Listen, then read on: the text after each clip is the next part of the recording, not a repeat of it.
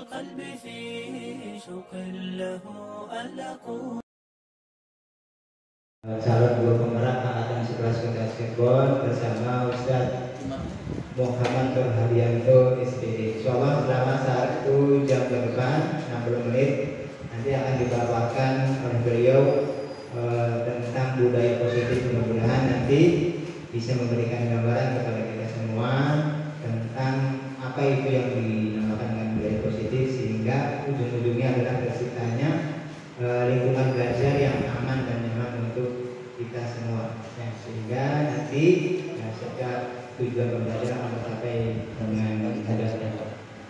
Untuk tidak berlama-lama karena waktunya sudah hampir menunjukkan pukul 10, ya, kita mulai saja kepada beliau untuk bisa memaparkan materinya, ya, 1 jam terbang kepada beliau. Kami persilahkan. Terima kasih kepada Ustaz Budi. Bismillahirrahmanirrahim. Assalamualaikum warahmatullahi wabarakatuh. Waalaikumsalam warahmatullahi wabarakatuh. Alhamdulillahilladzi bi ni'matihi tatimmu shalihat wa bi fadlihi tatanazzalu al-khairatu wal barakat wa bi tawfiqihi tatahaqqaqu al-maqasid wal ghayat. Asyhadu an la ilaha illallah wahdahu la syarika lah wa asyhadu anna Muhammadan abduhu wa rasuluhu sallallahu alaihi wa ala alihi wa sahbihi wa sallam tasliman katsiran. Amma ba'du. Yang kami hormati Bapak Kepala Sekolah ataupun yang mewakilinya, serta yang kami hormati pula rekan-rekan guru SD IT As-Sunnah. Semoga Allah jadikan kita semuanya guru-guru yang selalu bersemangat, selalu berubah, selalu bergerak, memenuhi tatanan zaman, dan tentunya pondasi diniyah pun harus kita utamakan, karena sehebat apapun zaman, ketika pondasi diniyah kita rapuh, maka anak-anak tidak akan mungkin bisa melanjutkan estafet kehidupan dari masa mendatang. Kemudian kami ucapkan juga jazakumullahu khairan ahsanal jaza kepada seluruh sivitas atau guru-guru SDIT As-Sunnah Cirebon yang sudah meluangkan waktunya untuk bisa hadir pada kesempatan yang berbahagia ini. Saya teringat oleh sebuah ayat, barangkali saya salah, mohon diingatkan, di surat Az-Zukhruf kalau nggak salah, yang bunyinya al-akhillau yawma idzin ba'duhum li ba'din aduwwun illal muttaqin. Sahabat karib, persahabatan yang dimana tidak didasari oleh karena Allah Subhanahu wa taala pada hari kiamat nanti atau pada hari akhir nanti akan menjadi musuh satu sama lain kecuali orang yang bertakwa. Mudah-mudahan hadirnya kita di sini adalah karena takwa kita, karena rasa takwa kita untuk bisa saling membantu ta'awun kepada saudara kita, membantu rekan sesama rekan demi terciptanya keberlangsungan program pendidikan guru penggerak ini, dan nanti insyaallah ta'ala bisa diaplikasikan kepada kita di kehidupan nyata kita untuk bisa berpihak kepada murid. Dan satu lagi saya juga ingat sebuah hadis yang mengatakan juga wallahu fi aunil abdi maka al-abdu fi auni akhi. Allah akan membantu selama saudaranya itu membantu sesama saudaranya lagi. Jadi mudah-mudahan nanti Allah akan membantu kita, akan memudahkan urusan kita di dunia dan terlebih lagi urusan kita di akhirat kelak. Semoga dengan kita saling membantu ini terciptanya hubungan harmonis sesama guru, sesama rekan, dan bisa menghadirkan, mendatangkan cintanya Allah, bahkan ridhonya Allah Subhanahu wa taala. Dan ketika Allah sudah ridho kepada kita semuanya, maka balasan yang paling berharga adalah surganya. Amin ya rabbal alamin. Pada kesempatan yang berbahagia ini saya akan coba mengulas tentang diseminasi budaya positif.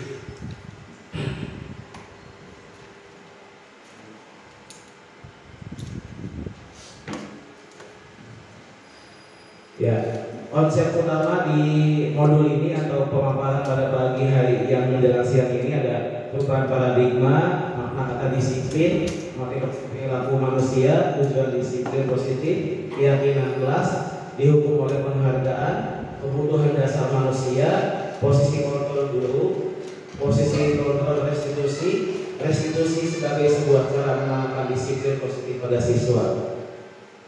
Kemudian ciri-ciri restitusi. Masuk ke materi pertama, kita baca sekilas saja ya, di mana perubahan paradigma ini harus kita bangun untuk bisa menyediakan lingkungan yang positif, aman dan nyaman agar siswa mampu berpikir, bertindak dan mencipta dengan merdeka, mandiri dan bertanggung jawab. Pada perubahan paradigma ini ada beberapa teori ya yang dipaparkan, yaitu kontrol teori William Glasser. Saya akan baca sekilas saja di sini.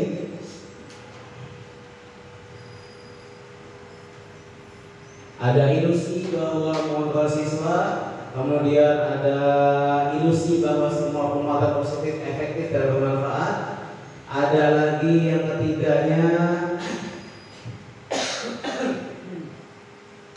ilusi bahwa kritik membuat orang merasa bersalah dan menguatkan karakter. Saya ambil yang ini saja. Menggunakan kritik dan rasa bersalah untuk mengontrol siswa membuat siswa menuju identitas yang gagal, karena secara tidak langsung mengajarkan mereka belajar untuk merasa buruk tentang dirinya. Jadi di sini tuh kalau siswa itu dikritik atau ketika siswa itu salah, ketika langsung menyalahkan, maka mengajarkan mereka untuk merasa dirinya itu merasa buruk tentang dirinya sendiri, gitu ya. Kemudian selanjutnya ada ilusi ini, sambil lewat saja.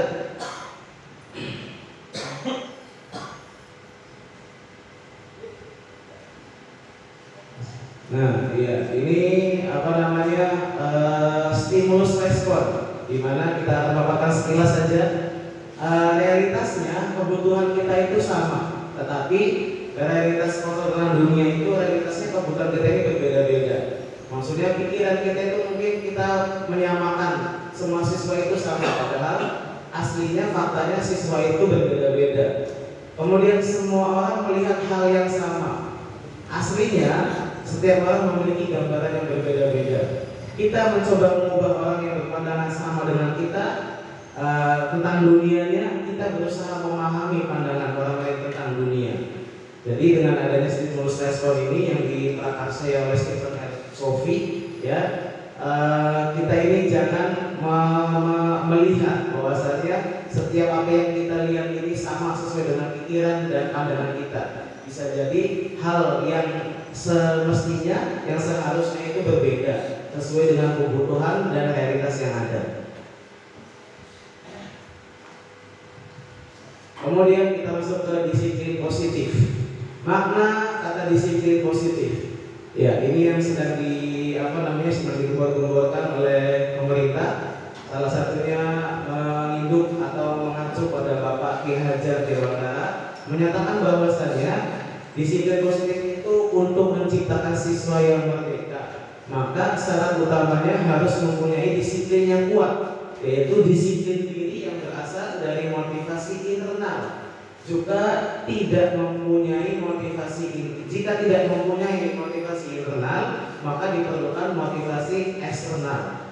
Kesimpulannya adalah bahwa dengan disiplin itu harus muncul karena proses internalisasi diri kita. Jangan sampai dari luar dulu. Kita bisa melakukan disiplin itu sejatinya harus lahir, harus timbul dari kesadaran kita, begitu. Kemudian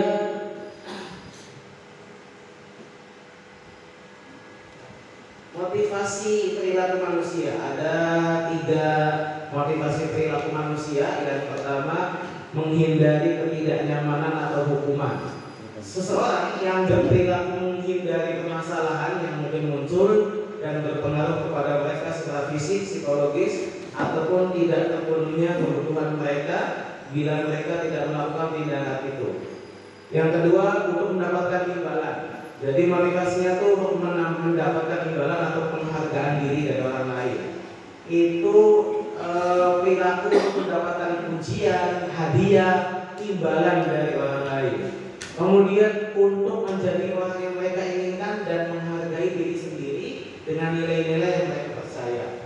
Orang melakukan sesuatu karena nilai yang mereka yakini dan hargai. Motivasi ini akan membuat orang yang mempunyai disiplin positif karena motivasinya sifatnya internal. Dari ketiga perilaku ini, ya, kita ada di posisi mana? Apakah pengen menghindari hukuman, ya, kemudian apakah ingin mendapatkan imbalan atau penghargaan ketika kita melakukan sesuatu? Apakah kita ingin menjadi orang yang mereka inginkan dan menghargai diri sendiri dengan nilai-nilai yang mereka percaya? Ini lahir dari pengaruh dari internal. Ya, mudah-mudahan kita masuk yang baik ya. Kemudian selanjutnya tujuan. Ketika tadi sudah disebutkan maknanya, kemudian pembagiannya, sekarang tentang tujuan. Tujuan dari disiplin positif itu adalah menanamkan motivasi kepada semua siswa kita agar mereka menjadi orang yang mereka inginkan dan menghargai diri sendiri dengan nilai-nilai yang mereka percaya. Motivasi ini berasal dari siswa internal sehingga akan berdampak jangka panjang dan tidak akan mempengaruhi adanya hukuman dan hadiah. Ya, di sini berarti dengan adanya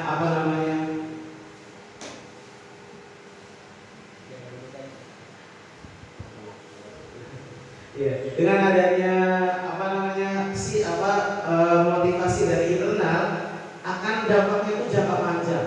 Jadi tidak pengaruh adanya hukuman ataupun hadiah. Selama mereka melakukan positif,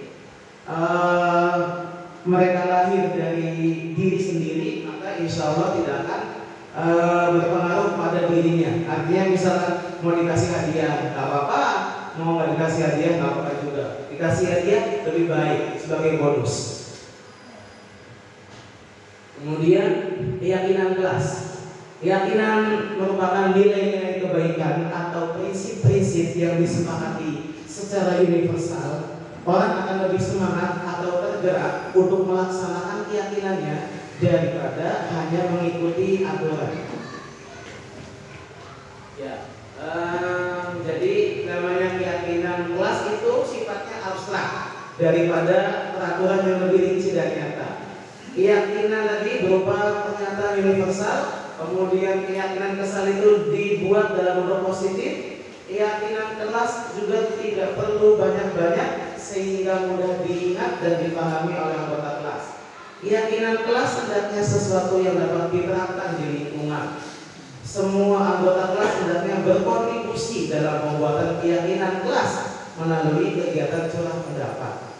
Kemudian semua anggota kelas bersedia meninjau kembali keyakinan kelas dari waktu ke waktu. Langkah-langkahnya yang pertama memberikan kesempatan kepada semua siswa. Kemudian siswa mencatat.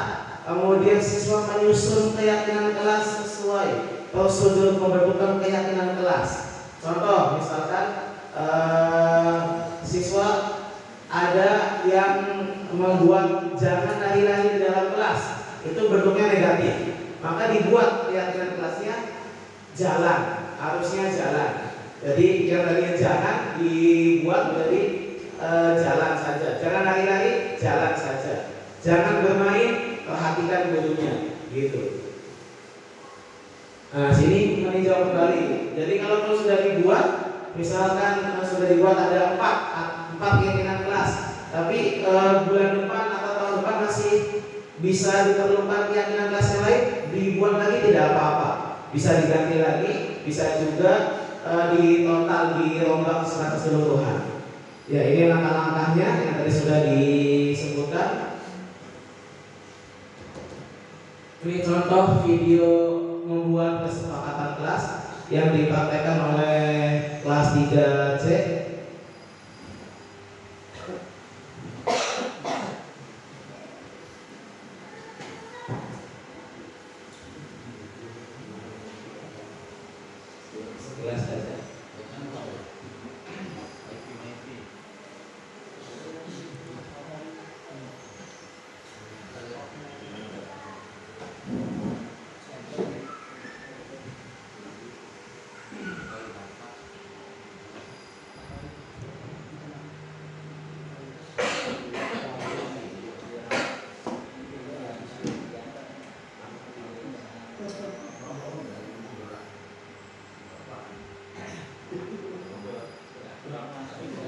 gerak-gerak.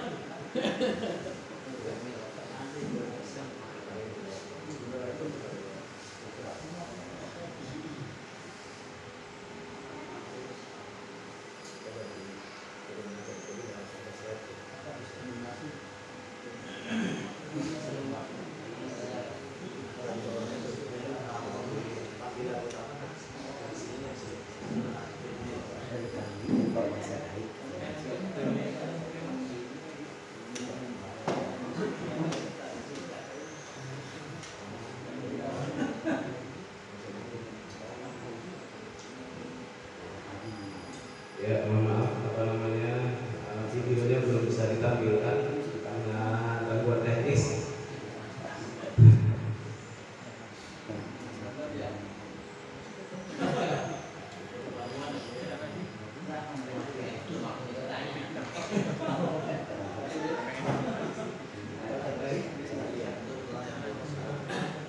Jadi teknisnya pembuatan tampilan video itu nggak bisa nampil di slide, jadi harus ada videonya yang ditampilkan secara terpisah gitu, jadinya bisa. Nah, kalau lebihnya pembuatan keyakinan kelas dulu kita gambarkan saja ya. Misalkan semua anak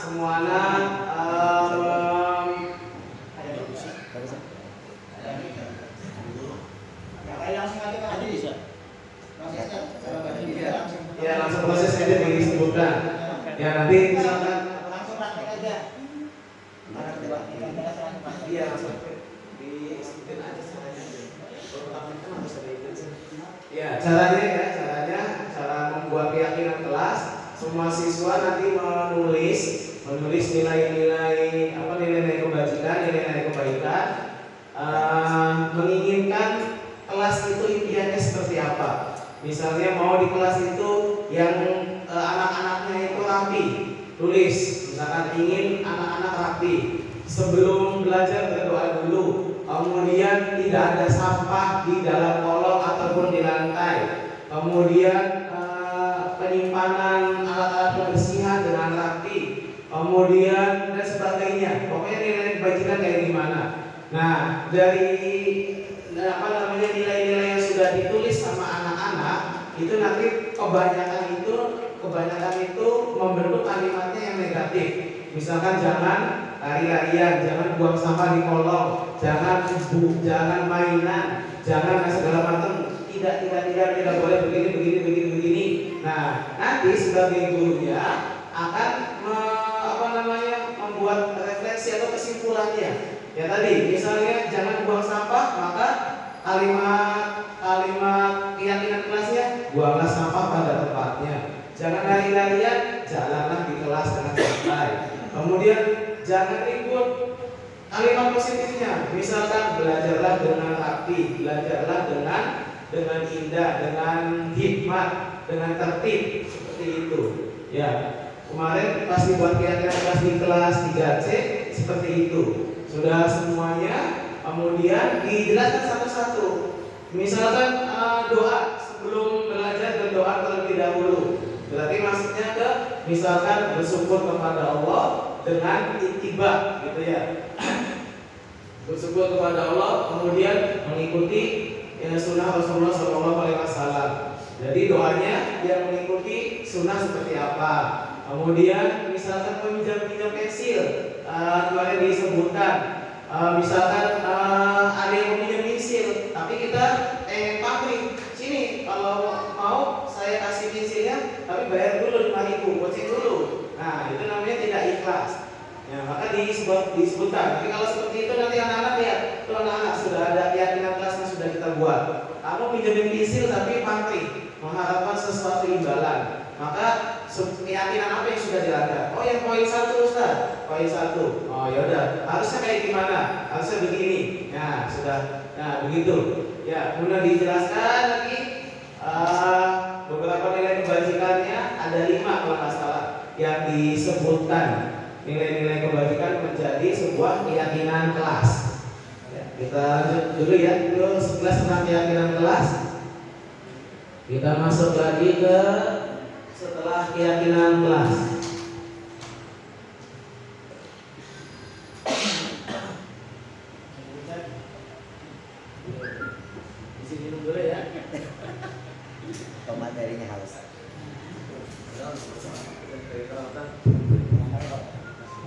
ini pernah ngantuk.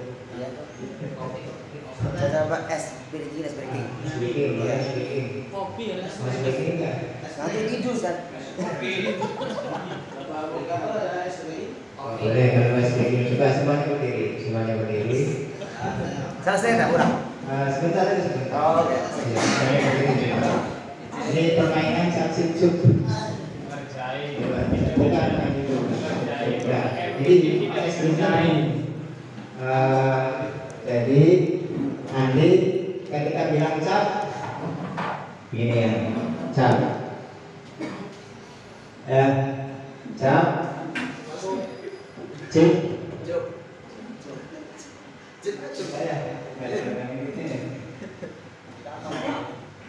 Tadi dah tadi. Belum. Ini kan udah nanti insyaallah bisa menjadi bapak pasal. Ada waktunya sebentar ya.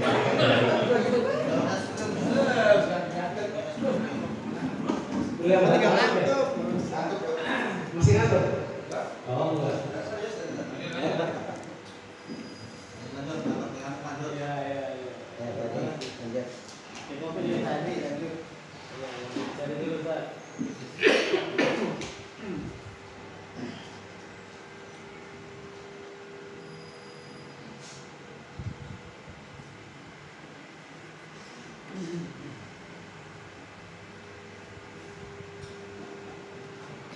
Kesimpulannya, dalam penerapan keyakinan kelas, jika terjadi pelanggaran tentu akan ada sanksi atau hukuman atau restitusi. Hukuman merupakan identitas gagal dan disiplin merupakan identitas berhasil. Lebih jelas dapat membaca tabel di bawah ini. Ini tabelnya ya nggak besar ya. Ditampilkan biar kelihatan. Iya. Tampilkannya segini, coba berapa? Saya bisa disetel. Jadi full kan sudah. Kalau apa namanya ditampilkan susah. Ya, jadi sesuatu hukuman itu sesuatu yang menyakitkan harus terjadi. Kalau disiplin, sanksi atau konsekuensi, sesuatu yang harus terjadi. Restitusi merupakan pilihan. Hukuman tidak nyaman untuk murid, anak untuk jangka waktu yang panjang. Sedangkan sanksi atau konsekuensi tidak nyaman untuk murid, tapi jangka waktunya pendek.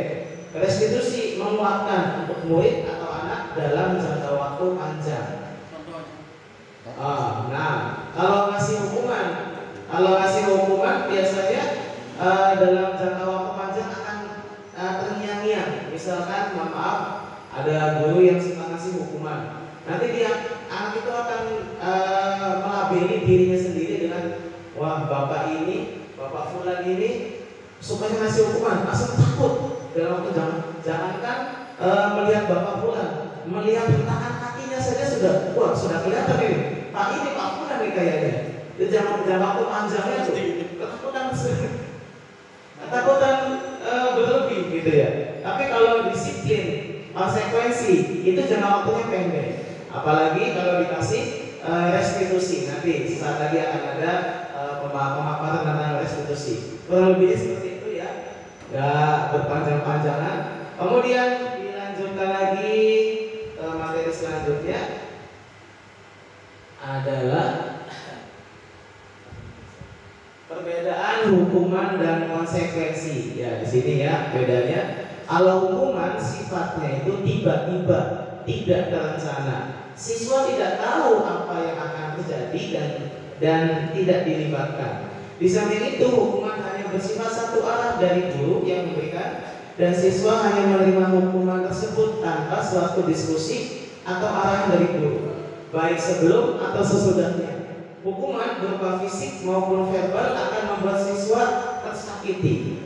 Sedangkan disiplin dalam bentuk sanksi atau konsekuensi sudah terencana atau sudah dibahas dan disepakati sebelumnya oleh guru dan siswa. Sanksi dibuat oleh guru atau sekolah dan siswa sudah mengetahui sanksi atau konsekuensi yang akan diterima.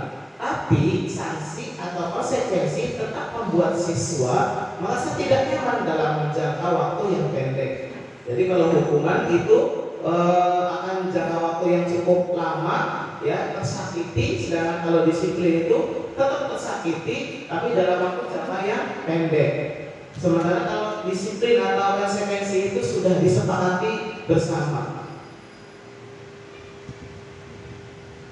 Ya, kemudian dihukum oleh penghargaan. Selanjutnya sama halnya dengan hukuman. Ternyata penghargaan juga seperti menghukum seseorang, berikut pengaruh buruk penghargaan terhadap anak menurut Cohen.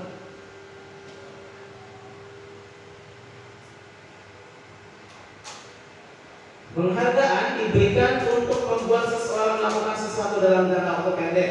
Jika terlalu sering menggunakan penghargaan, maka orang tersebut akan bergantung pada penghargaan dan kehilangan motivasi internalnya. Lama-kelamaan orang tersebut menjadi tidak menyadari tindakan baik yang dilakukan.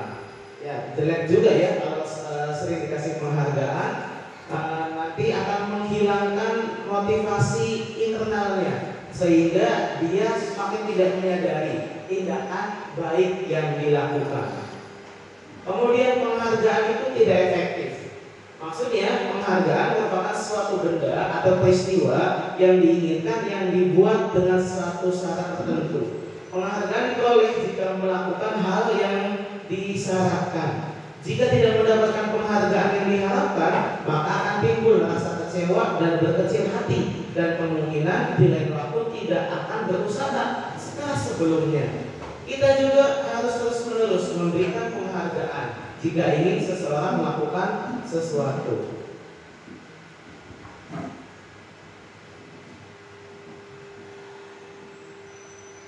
Ketiga, penghargaan itu merusak hubungan. Apa maksudnya? Ketika seseorang diberikan penghargaan, maka akan timbul rasa iri. Jadi kalau ada yang temannya dikasih penghargaan, maka bisa jadi akan mengundang rasa iri, rasa yang tidak suka kepada saudara yang mendapat penghargaan tersebut. Bagi yang percaya bahwa mereka tidak akan mendapatkan kesempatan untuk mendapatkan penghargaan, maka akan berhenti mencoba. Jadi kalau sudah itu parahnya, maka dia akan berhenti untuk tidak melakukan suatu kebaikan. Penghargaan mengurangi ketepatan. Untuk poin yang ini saya belum menemukan benang merahnya. Hanya dikatakan bahwa banyak yang mendapatkan penghargaan, ternyata banyak yang jawabannya kurang tepat. Penghargaan menghukum. Maksudnya mereka yang tidak mendapatkan penghargaan itu akan merasa terhukum. Penghargaan dan menghukum adalah hal yang sama, karena keduanya berusaha mengendalikan perilaku seseorang. Pada dasarnya setiap orang tidak suka dikendalikan dalam jangka waktu lama. Penghargaan akan terlihat sebagai hukuman jika penghargaan sangat diharapkan, tetapi kita tidak mendapatkannya, maka akan merasa dihukum. Ya, jadi kesimpulannya di akhir ya, kalau kita tidak mendapatkan sebuah penghargaan, kita ini akan merasa dihukum. Kebutuhan dasar manusia, ya, semua yang dilakukan setiap manusia tentu mempunyai tujuan, yaitu untuk mendapatkan apa yang diinginkan. Menurut William Glasser dalam choice theory, terdapat 5 kebutuhan dasar manusia. Yang pertama, kebutuhan bertahan hidup. Kebutuhan bertahan hidup ini sifatnya fisiologis. Ada rumah, makanan, kesehatan, komponen psikologis. Dari kebutuhan adalah kebutuhan akan perasaan aman. Yang kedua adalah kebutuhan cinta dan kasih sayang, kebutuhan untuk diterima. Kebutuhan ini termasuk kebutuhan psikologis yang meliputi kebutuhan hubungan dan koneksi sosial, kebutuhan untuk memberi dan menerima kasih sayang, kebutuhan untuk merasa menjadi bagian suatu kelompok, dan kebutuhan untuk tetap terhubung dengan orang lain. Kemudian yang ketiga, kebutuhan penguasaan, kebutuhan pengakuan atas kemampuan. Kebutuhan ini berkaitan dengan kekuatan untuk mencapai sesuatu, menjadi terampil, menjadi kompeten, diakui atas prestasi dan keterampilannya, didengarkan dan memiliki rasa harga diri. Ya, jadi misalkan kita bisa matematika, bisa menghitung cepat. Nah, ini kebutuhan akan penguasaan pengakuan atas kemampuan. Tentu anak juga merasa ingin dipuji, merasa ingin diapresiasi. Wah hebat, masya Allah, kamu sudah bisa perkalian cepat, sedangkan yang lainnya belum bisa. Gitu. Kemudian yang keempat, kebutuhan kebebasan, kebutuhan akan pilihan. Merupakan kebutuhan akan kemandirian, mempunyai pilihan dan mampu mengendalikan arah hidup seseorang. Siswa yang mempunyai kebutuhan kebebasan yang tinggi menginginkan pilihan, tidak perlu banyak bergerak, suka coba-coba, tidak terlalu terpengaruh oleh orang lain, suka hal yang baru dan menarik.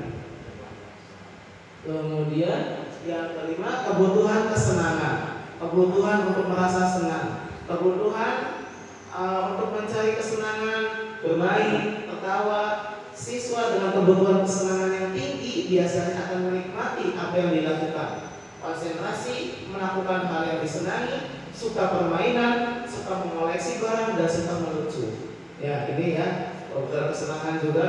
Alhamdulillah anak-anak kita di sini merasa senang ya dengan melihat tempat yang begitu luas, bisa bermain ini dan itu. Tentu kita juga membatasi ketika dengan kebebasan kesenangannya mereka bermain itu ternyata merugikan orang lain, maka kesenangan mereka itu mau tidak mau harus kita stop dan kita kurangi. Seperti halnya ada suatu ya kayak waktu di masjid kemarin main bola di masjid sehingga kipas anginnya terjatuh, dan itu kita tetap memberikan kebebasan kepada anak kita, namun ketika sudah mulai merugikan orang lain maka harus di stop. Kemudian setelah 5 kebutuhan itu ada posisi kontrol guru. Terdapat 5 posisi kontrol guru menurut Dian Gosen terhadap siswanya. Yang pertama, 1 tipenya penghukum. Ya ini kita lihat baik-baik ya. 1 tipe penghukum. Seorang penghukum dapat menggunakan fisik dan verbal. 2, guru yang menjalankan posisi penghukum akan berkata, patuhi aturan saya atas atau awas nanti, kamu selalu saja salah. Itu tipe penghukum. Yang berikutnya lagi, tipe pembuat orang merasa bersalah. Pada posisi ini biasanya guru akan bersuara lebih lembut, menggunakan keheningan yang membuat siswa menjadi tidak nyaman, bersalah atau rendah hati. Contoh, kata-kata guru dalam posisi ini misalnya, Bapak sangat kecewa dengan kamu. Kemudian berapa kali Bapak harus memberitahu kamu ya? Ya kalau dalam kenyataannya misalkan Bapak sangat kecewa, kamu datangnya telat lagi. Berapa kali sih Bapak kasih tahu kamu, kok datangnya telat lagi? Ini seolah-olah memberikan rasa bersalah kepada siswanya. Oh iya, saya itu salah banget ya. Padahal sudah datang telat aja kayaknya itu. Salahnya udah bertubi-tubi, sudah bergunung-gunung gitu ya. Kemudian selanjutnya tipe guru yang selanjutnya tidak tipe teman. Dalam posisi ini guru tidak akan menyakiti murid, tetapi akan selalu berusaha mengontrol siswa melalui persuasi. 2, posisi ini dapat berdampak positif dan negatif. Positif berupa hubungan yang baik antara guru dan siswa. Contoh kata-kata guru yaitu, ayo bantulah demi Bapak ya. Ayo ingat tidak semua bantuan Bapak. Ayo ingat tidak semua bantuan Bapak selama ini. Jadi pada posisi ini guru itu lebih seperti teman. Misalkan anak yang setiap hari melakukan pelanggaran, kemudian dikasih ultimatum begini, ayo bantulah demi Bapak ya, bisa ya, gak usah begini lagi sama teman ya. Misalkan datangnya telat lagi, ayo ingat semua bantuan Bapak selama ini sama kamu apa? Diungkit-ungkit apa yang sudah dilakukan, diungkit-ungkit apa yang sudah diberikan kepada guru kepada anaknya, sehingga mungkin temannya itu, oh iya Bapak sudah begini, maka saya harus begini. Kemudian bapaknya sampai ayolah bantu demi Bapak. Nah, maka si anak itu berubah. Tapi berubahnya itu karena kalimat seperti ini. Kemudian yang keempat, monitor atau pemantau. Posisi pemantau berdasarkan peraturan dan konsekuensi dengan memisahkan hubungan pribadi. Kedua, pertanyaan yang biasa diajukan biasanya, peraturannya apa? Apa yang telah kamu lakukan? Nah, kalau di sini nanyain, aturannya itu kayak gimana kalau datang ke sekolah? Aturan sekolah bukan. Kalau misalkan telat masuk kelas, apa yang sudah kamu lakukan? Itu memantau, memonitori keadaan dan perilaku siswa. Kemudian yang kelima, sebagai manajer. Yang pertama merupakan posisi mentor, di mana guru berbuat bersama dengan murid, mengajak siswa mempertanggungjawabkan perilakunya, mendukung siswa menemukan solusi atas permasalahannya sendiri. Kedua, murid diajak menganalisis kebutuhan dirinya dan kebutuhan orang lain. Yang terpenting adalah kolaborasi dengan siswa. Ya, itu ada posisi guru ya. Yang pertama diulangin, ada bukan ya. Yang pertama itu penghukum. Yang kedua merasa bersalah. Langsung masuk ya. Ketiga teman. Keempat monitor. Ini enggak ada ini. Ya. Memantau. Kemudian manajer. Ya. Jadi tujuan dari 5 posisi konter guru ini terhadap siswa adalah mencapai posisi manajer, di mana pada posisi ini siswa dapat menjadi pribadi yang mandiri, merdeka, dan bertanggung jawab atas segala perilaku dan sikapnya, yang pada akhirnya dapat menciptakan lingkungan yang positif, aman, dan nyaman. Ya, lanjut saja. 11. Nah, 11 ini selanjutnya ya. Restitusi sebagai sebuah cara menanamkan disiplin positif pada siswa. Menurut Gosen, restitusi merupakan proses menciptakan posisi bagi siswa untuk memperbaiki kesalahan mereka, sehingga mereka bisa kembali pada kelompoknya dan karakter yang lebih kuat. Restitusi dapat membantu siswa menjadi lebih mempunyai tujuan, disiplin positif, dan memulihkan dirinya ketika berbuat kesalahan. Restitusi menguntungkan korban dan si pembuat salah, win-win solution. Kemudian ada pun ciri restitusi. Yang pertama, restitusi itu bukan menebus kesalahan, tetapi untuk belajar dari kesalahan. Restitusi memperbaiki hubungan. Yang ketiga, restitusi adalah tawaran, bukan paksaan. Yang selanjutnya, yang keempat, restitusi menunjukkan melihat ke dalam diri. Yang keenam, restitusi mencari kebutuhan dasar yang mendasari tindakan. Yang selanjutnya, cara yang terbaik. Kemudian restitusi fokus pada karakter, bukan tindakan.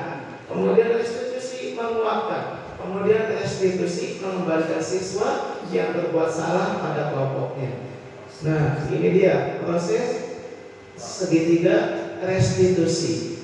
Ya, yang pertama adalah validasi. Ini validasi tindakan yang salah. Di sini kamu tentu punya alasan mengapa melakukan itu. Kemudian adakah cara yang lebih efektif untuk mendapatkan apa yang kamu butuhkan?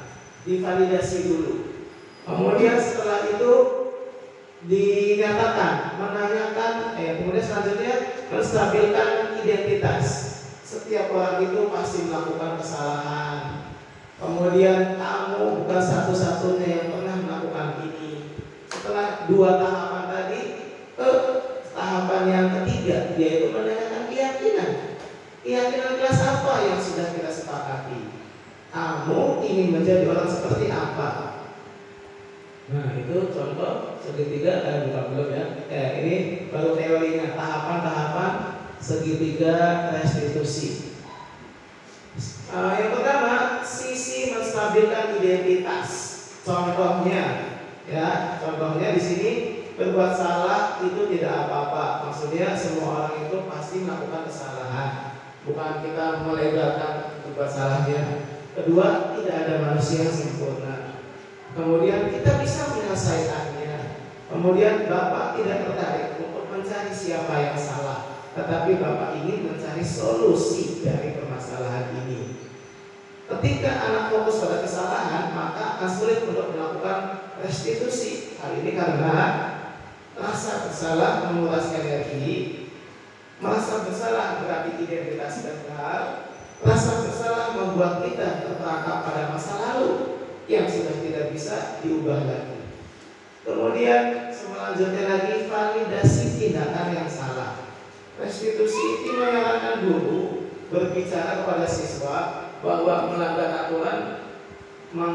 peraturan adalah sikap yang baik. Tetapi dalam restitusi harus memahami alasannya dan memahami bahwa setiap orang itu melakukan hal yang terbaik pada waktu tertentu. Contohnya, contoh kalimat yang validasi tindakan yang salah. Padahal kamu bisa melakukan yang lebih buruk dari ini ya. Misalkan ada berantem sama temannya, cuma bisa cuma memukul kepalanya, misalkan pukul ya, karena berantem itu kan nggak direncanakan. Memukul apa nih? Ternyata yang terpukul mukanya. Nah, misalkan kamu itu lebih, alhamdulillah bisa, padahal kamu bisa melakukan yang lebih buruk dari ini, misalkan memukul ke ulu hati, memukul ke bagian-bagian yang sensitif, sehingga lawan langsung terkapar misalkan. Tapi tidak melakukan itu ya baik. Gitu. Kemudian kamu pasti punya alasan mengapa melakukan hal itu. Kemudian kamu boleh mempertahankan sikap itu, tapi kamu harus menambahkan sikap yang baru. Ya, sikap yang baru itu maksudnya berubah dari sikap yang jelek ke sikap yang lebih baik, ke yang solusinya. Kemudian selanjutnya lagi adalah menanyakan keyakinan. Keyakinan di sini contohnya langsung saja, apa yang kita percaya sebagai kelas atau keluarga. Apa nilai-nilai umum yang telah kita sepakati? Kamu mau jadi orang seperti apa? Ya, itu dari gambaran bagaimana membuat segitiga restitusi. Oh iya, masih bisa.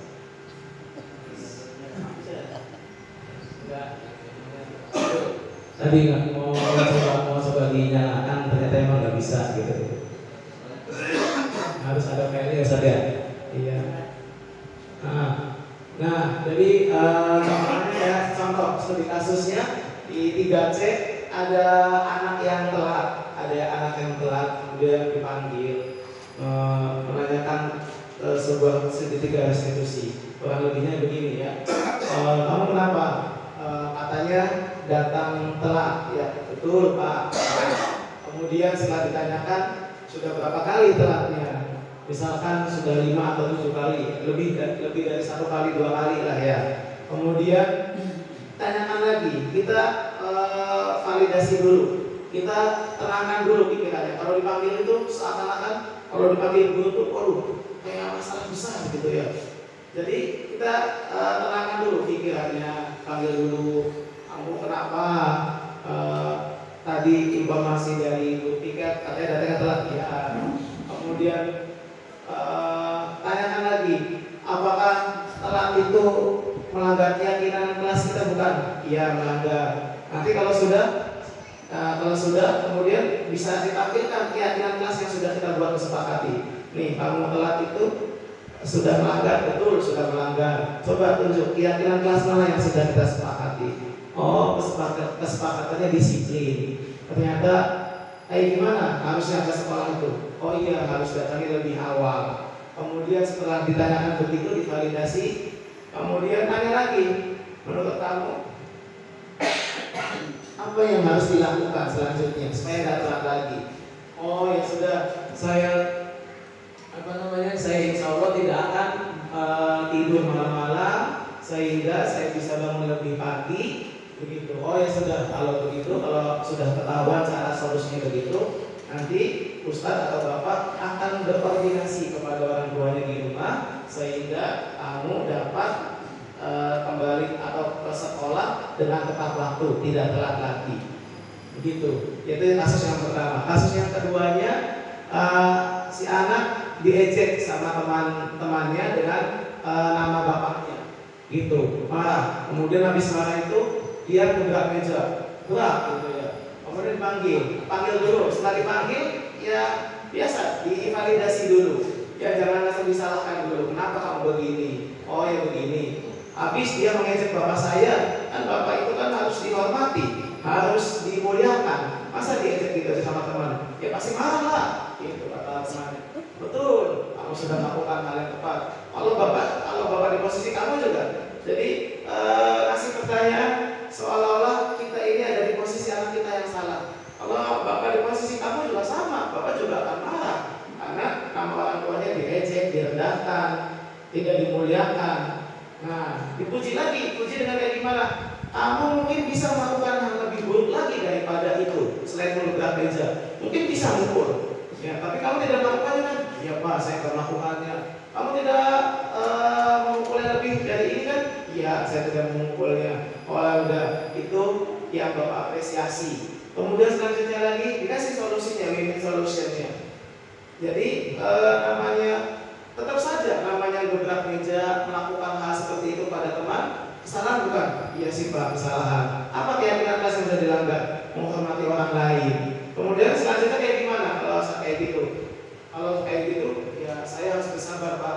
Kalau ada yang ngecek lagi, nanti saya akan laporkan ke guru mata pelajaran yang saat itu ada di kelas atau wali kelas. Oh, baik, alhamdulillah. Ternyata kamu sudah menemukan salahnya seperti itu. Kemudian semoga ke depan tidak lebih emosi lagi. Iya Pak, saya akan lebih bersabar lagi. Ketika ada yang mengejek, ketika ada yang membuat kesalahan kepada saya. Nah itu segitiga restitusi yang sudah dilakukan oleh anak 3C. Dan mohon maaf, videonya belum bisa diterbitkan. Ya mungkin sekian dulu apa yang sudah diberikan, semoga bermanfaat untuk kita semuanya. Sebelumnya mohon maaf kalau pun kita kembalikan kepada moderator. Pemaparan yang luar biasa dari Pak Haji sehingga guru-gurunya tampak termenung ya, saking menghayati dari apa yang digambarkan dan terangkan oleh Pak. Ini bagian transfernya sama Pak Haji. Bagian transfernya sampai ini sudah satu kotaknya belum hadir. Ada transfernya begini.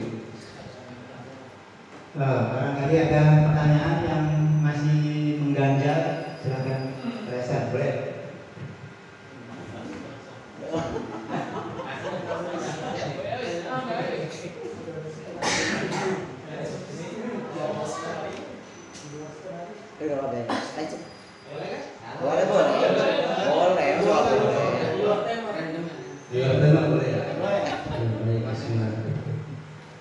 Terima kasih atas kesempatannya untuk saya akan bertanya.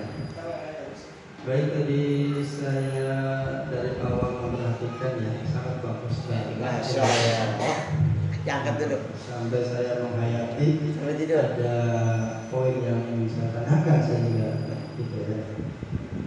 Untuk kurikulum merdeka ini kan berkaitan dengan itu ya.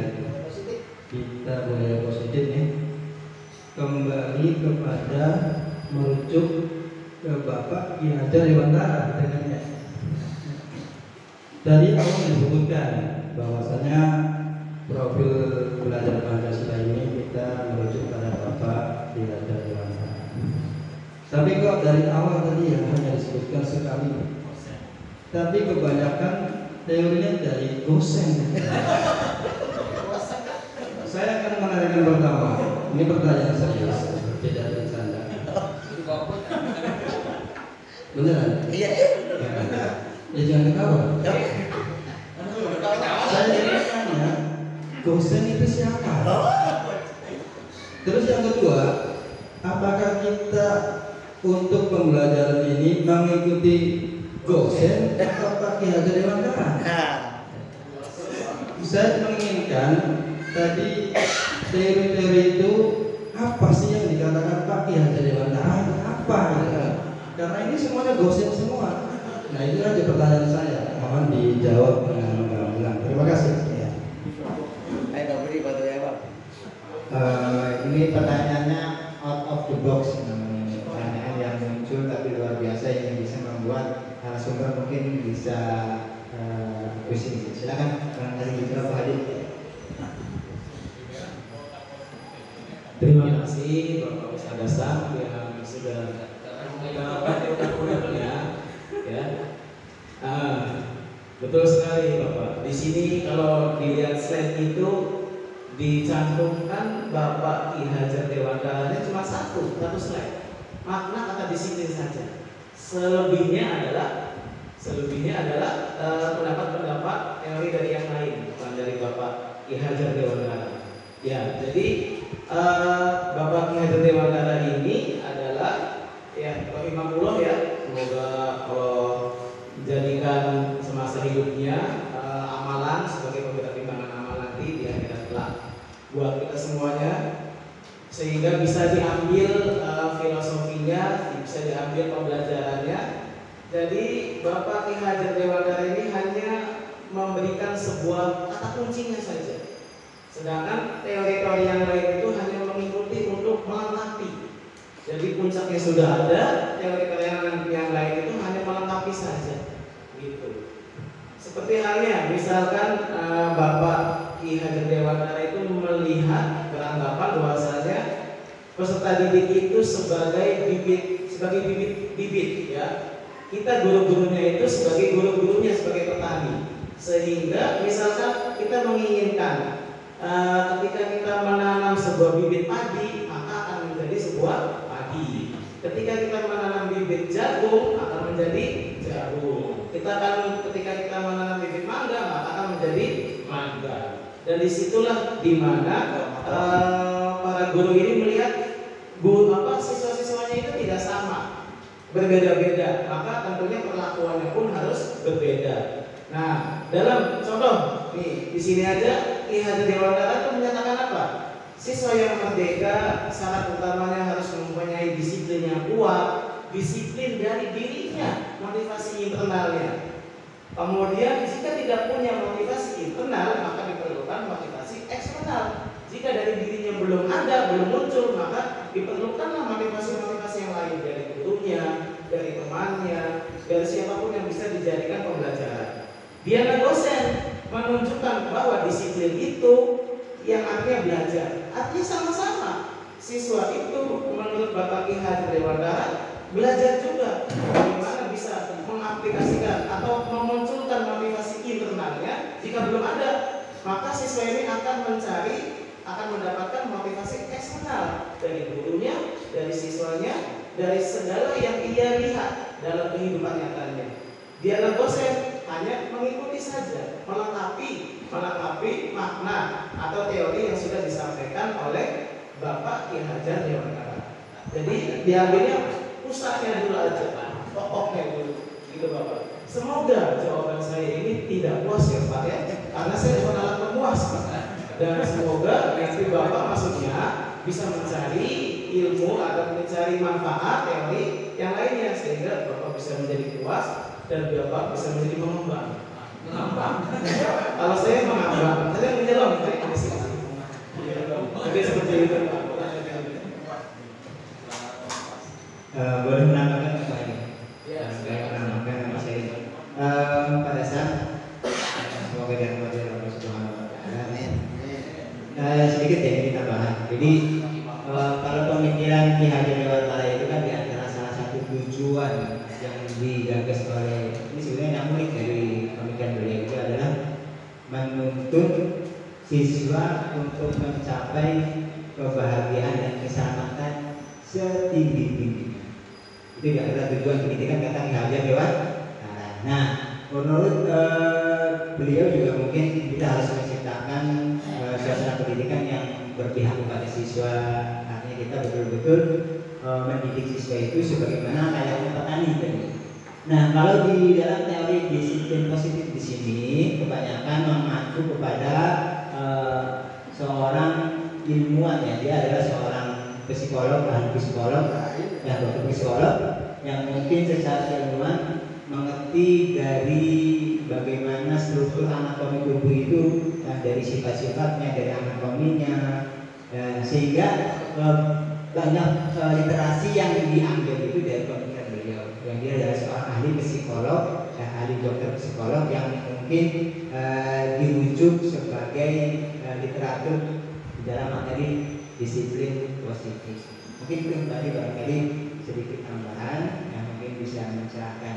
Nah, jadi antara kehadiran dan apa? Dia misalnya dosen ya, dosen.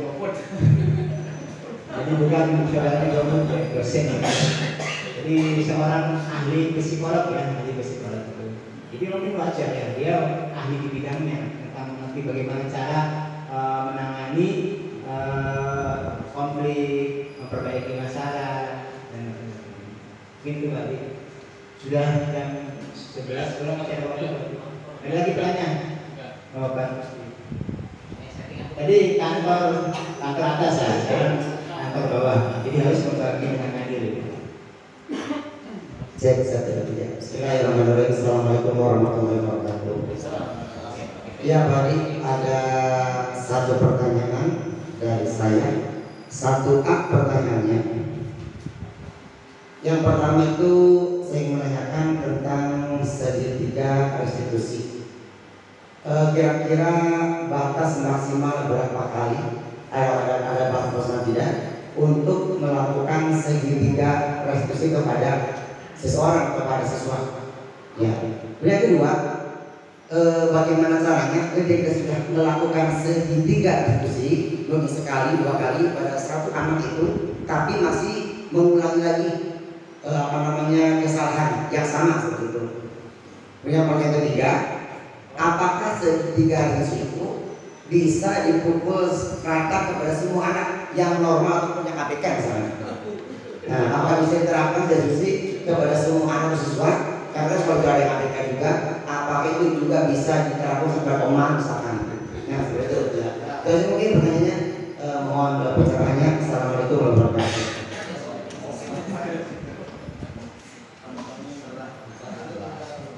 Terima kasih kepada sendiri yang sudah memberikan pertanyaan yang luar biasa. Ya, silakan Pak Hadi. Bagaimana sih istirahat? Sudah habis. Ya, saya akan jawab secara singkat saja. Ya, singkat. Akan jawab secara singkat. Apakah ada batas maksimal? Tadi saya tidak menulis ya. Tidak mengingatkan lagi, Bapak. Iya. Apakah ada batas maksimal? Sejujurnya saya baru lakukan satu kali. Cuman kalau dilihat dari sekarang itu lagi berpihak kepada siswa, maka ketika kita melakukan sekali masih saja seperti itu, berarti tandanya kita masih belum bisa berpihak kepada siswa, masih belum bisa menyediakan kebutuhan untuk siswa. Jadi hemat saya mungkin lakukanlah sebanyak yang bisa kita lakukan, yang kita bisa lakukan. Artinya di situ kita jangan menyerah dulu. Coba tunjukkan dulu saja maksimal performa kita untuk menjadikan siswa itu menjadi berpihak kepada siswa itu lebih maksimal lagi. Kalau sekali belum bisa ya sudah, jangan lupa ada juga mungkin kita kurang mendoakan anak didik kita. Doakan dulu anak didik kita. Ya, sejauh apapun strateginya, metodenya, tapi kalau kita nggak pernah doakan anak didik kita, maka bisa jadi akan nol. Bagaimana pertolongan Allah akan datang ketika kita sendiri tidak mendoakan anak didik kita? Maka yang harus dilakukan ya mungkin minta pertolongan sama Allah SWT ya, seperti rekan saya juga yang di kantor itu doalah katanya untuk doakan dulu ya, namanya tidak saya sebutkan. Kalau dari posisi sebelah kiri saya gitu ya, kalau saya duduk, doakan saja anak didiknya dulu gitu. Urusan dunia mah gampang, anak didik itu masalah dunia, insya Allah mudah gitu ya. Dan yang selanjutnya lagi pasti ada klasifikasi, nggak bisa disamakan anak ABK sama anak yang biasanya. pasti ada apa namanya pelaksanaan apa namanya untuk ke anak gitu ya. Dalam hal untuk anak itu pasti ada contoh, misalkan ini sekedar contoh saja, saya sama Oman itu untuk bisa membujuk Oman untuk ke kelas saja agak susah, maka saya akan coba menjadi anak kecil. Menjadi anak kecil seperti apa yang Oman pengen. Saat itu menjadi Ultraman, terus saya kalah. Ya udah, ya dipeluk lagi mau ke kelas, begitu. Jadi kita coba ke lingkungan apa namanya ke anak yang mau jadi apa, kita jadi itu dulu. Setelah itu ya sudah, kita jadi orang dewasa lagi. Kita hanya menjadi seperti yang saat itu saja, berubah lagi gitu. Ya kurang lebihnya seperti itu Bapak. Mudah-mudahan tidak puas juga jawabannya, sehingga Bapak Ustadz Rusdi bisa mencari yang lebih lagi. Mungkin dicukupkan saja ya Bapak moderator. Waktunya sudah cukup, insya Allah nanti bisa dilengkapi, bisa ada sesi baru lagi sehingga pemahaman kita, paradigma kita bisa lebih mengembang lagi, bisa lebih terbuka lagi dengan hal positif yang baru lagi. Sekian dari saya. Terima kasih atas segala waktunya. Terima kasih atas segala responsifnya. Kurang lebihnya saya mohon maaf. Kita kembalikan ke Bapak moderator. Ya, terima kasih atas pemaparan dan diseminasi yang disampaikan oleh Pak Hadi mengenai disiplin positif ya. Jadi sudah dibahas banyak ya tentang disiplin positif, makna disiplin, tentang hukuman, penghargaan, resolusi, dan bagaimana cara kita untuk menangani siswa-siswa yang bermasalah tanpa menimbulkan bekas baik itu kebencian atau rasa bersalah. Ini kita simpan untuk sesi yang pertama. Kita akan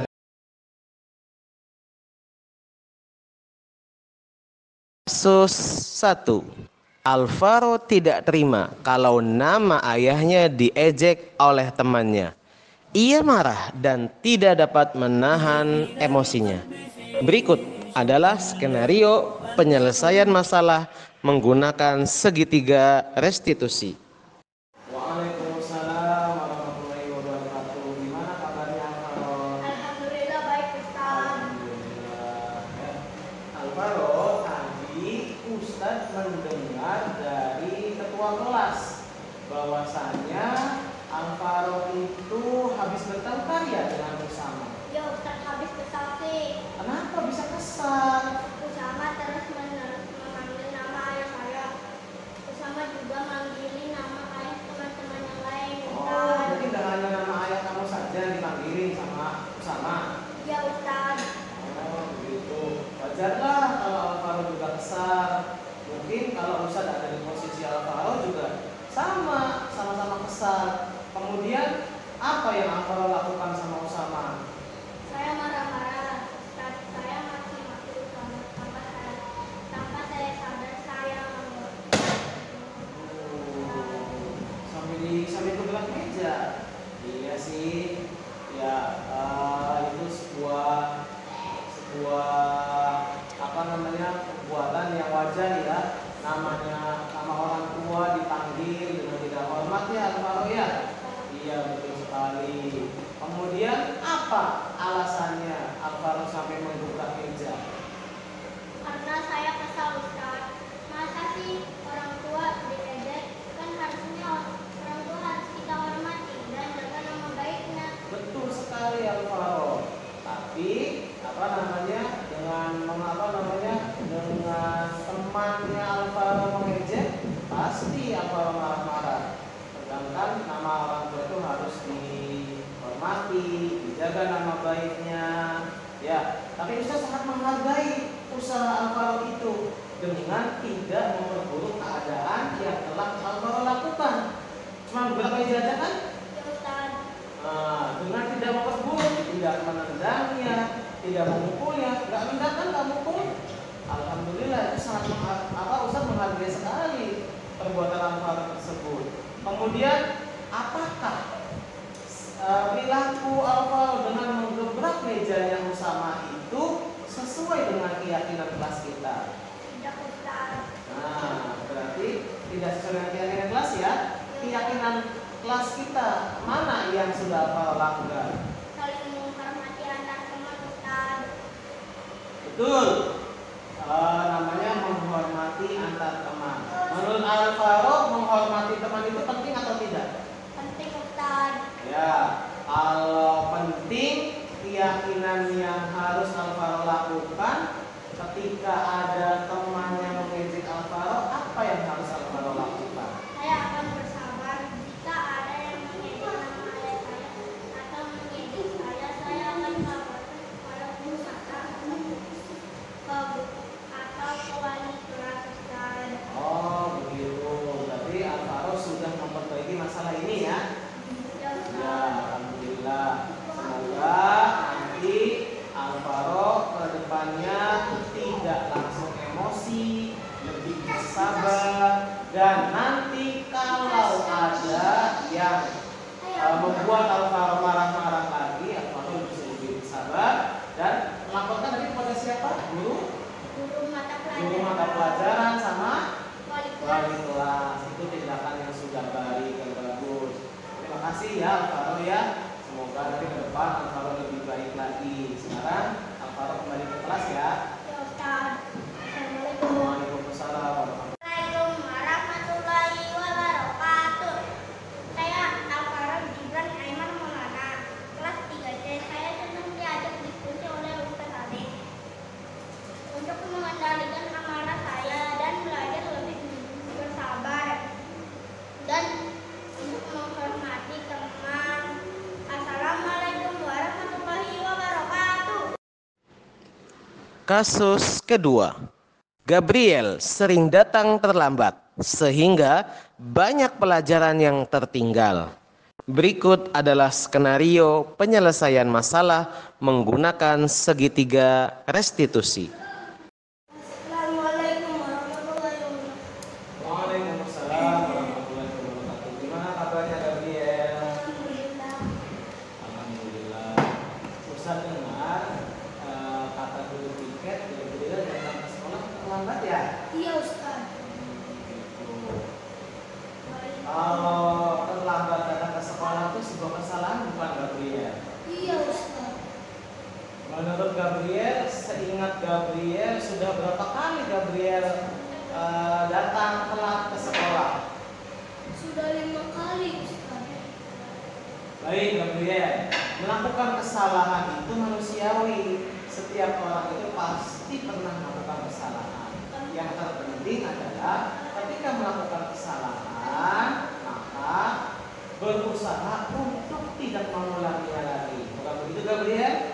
Iya, Ustaz. Oke, kalau begitu kita cari solusinya bersama ya.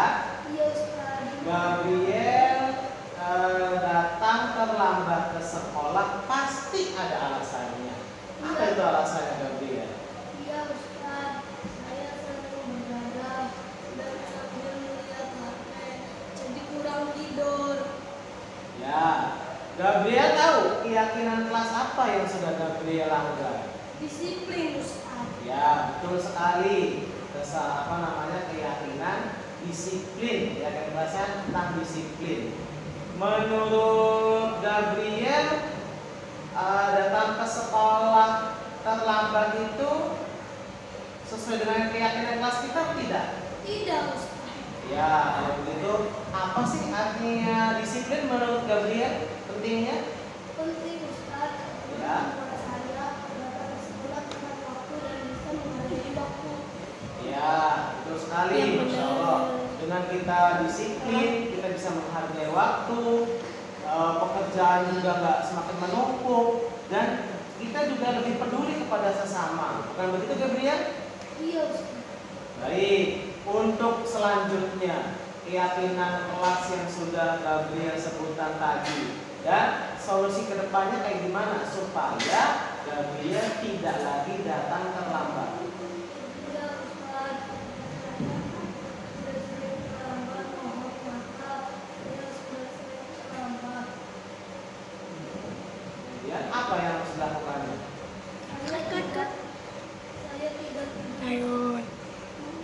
Saya tidak begadang lagi dan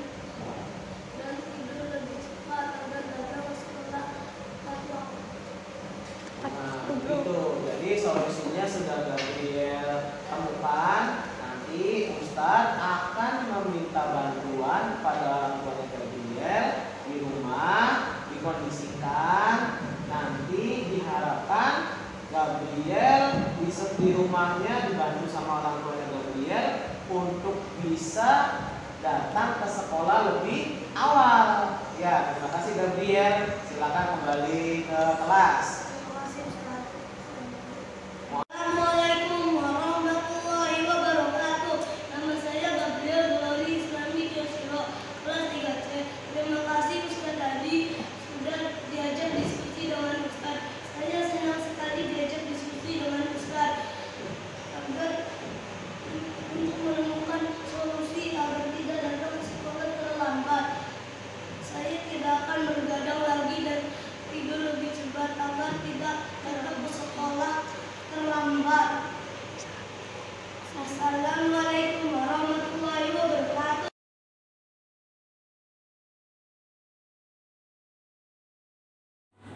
Assalamualaikum warahmatullahi wabarakatuh. Saya Muhammad Nur Hadianto ingin memberikan refleksi diri setelah saya melakukan seminar diseminasi budaya positif di lingkungan SDIT As-Sunnah Kota Cirebon bersama rekan-rekan sejawat guru-guru SDIT As-Sunnah Kota Cirebon. Menurut saya ini adalah sebuah pembelajaran yang menarik bagi diri saya pribadi, sehingga ke depan insyaallah ta'ala akan melakukan hal-hal yang terkait dengan budaya positif. Bahwasanya keberhasilan membangun budaya positif di sekolah hendaknya merupakan kolaborasi bersama antara guru, peserta didik, kepala sekolah, dewan komite, orang tua, dan masyarakat. Sebagai pemimpin pembelajaran, tujuan kita adalah menciptakan peserta didik yang memiliki disiplin diri sehingga mereka bisa berperilaku dengan mengacu pada nilai-nilai kebajikan universal dan memiliki motivasi intrinsik bukan ekstrinsik. Itu dia sekilas refleksi diri yang bisa dilakukan atau bisa disebutkan dalam refleksi diri pada kali ini. Semoga bisa bermanfaat untuk diri saya maupun untuk orang lain. Sekian dan terima kasih. Wal afu minkum. Assalamualaikum warahmatullahi wabarakatuh.